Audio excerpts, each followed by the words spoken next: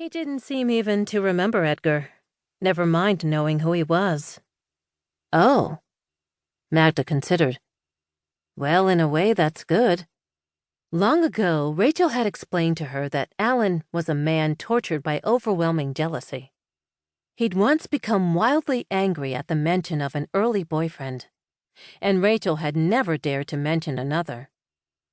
In light of that, it was probably fortunate that Edgar Bowen's significance had escaped him. But even the thought of Alan's fortunate ignorance couldn't distract from the unfortunate manner of Edgar's death. What a way to go. Magda shook her head ruefully.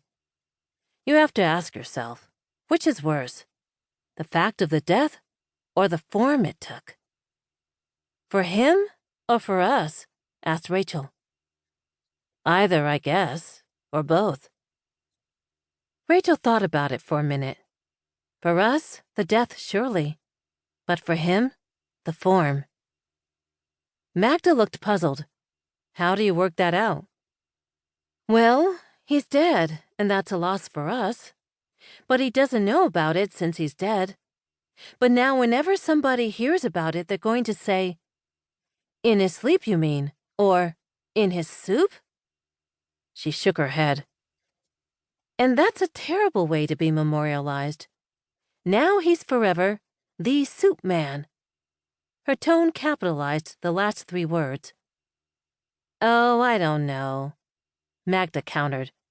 He was kind. He was thoughtful. I remember him as gracious. I think he'll be remembered as more than the soup man. Rachel thought of Edgar's tenderness with his son David, the care and seriousness with which he had listened to a 4-year-old's monologues and answered his questions. She thought of his patience with his ex-wife Mathilde, with whom he'd managed to carve out an equable relationship, despite her being, as Rachel remembered, one of those French women who looked down her long nose at lesser mortals. Yes, he had been kind. He had been thoughtful. Maybe he would be remembered for more than soup. Well, she said, I'll be able to let you know how his reputation stands, at the moment at least, because I'm going to go to the funeral on Thursday. Magda reached for a Madeleine, nibbling at its golden cakiness with relish. I'll go with you. She wasn't one to miss out on a bit of excitement. Chapter 2. The outer arrondissements of Paris are crowded with funérailles, French funeral homes. They are all small, formal places, nondescript outside, stuffed with oppressively comfortable furniture inside. Edgar Bowen's funeral took place at one in the 14th arrondissement. In a room that Rachel was willing to bet the promotional pamphlets described as soigné, dignified, but which was, in fact, soulless. She supposed this was appropriate, considering its function. Spaced along its taupe walls were dark urns holding arrangements of inoffensive flowers. Cushioned taupe chairs stood in rows on taupe carpet.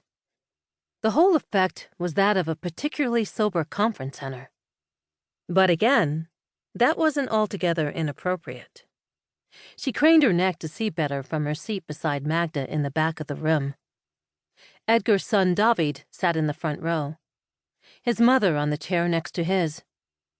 Rachel hadn't seen either of them for 20 years, and she was surprised to find that the sight of Mathilde instantly called up a memory.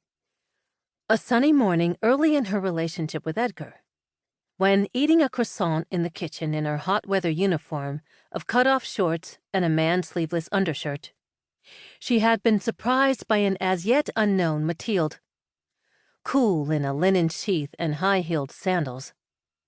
She remembered the way Mathilde had looked at her as she leaned on the countertop, the croissant flakes falling on the tiles beneath.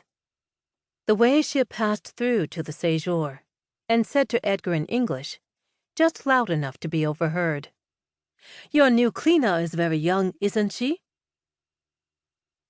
Watching Mathilde now in her navy suit and topaz scarf, her nose tilted to indicate her superiority, Rachel knew that although David might have astounded